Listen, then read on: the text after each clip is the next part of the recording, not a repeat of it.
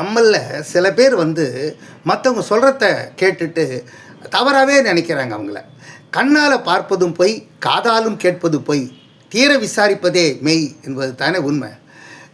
நல்ல குணம் கொண்ட யாருமே மற்றவங்களை தரம் தாழ்த்தி பேசவே மாட்டாங்க.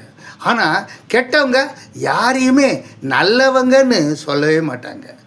ஏமாற்றி பிழைக்கிறது தான் புத்திசாலித்தனம் அப்படின்னு ரொம்ப பேர் நினைக்கிறாங்க.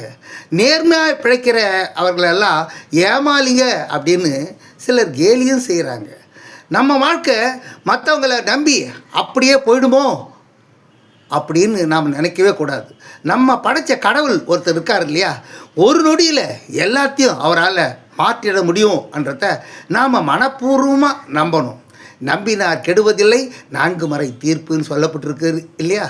இந்த பதிவு பிடிச்சிருந்தா லைக் பண்ணுங்கள், ஷேர் பண்ணுங்கள், சப்ஸ்கிரைப் பண்ணுங்கள். நன்றி, வணக்கம்.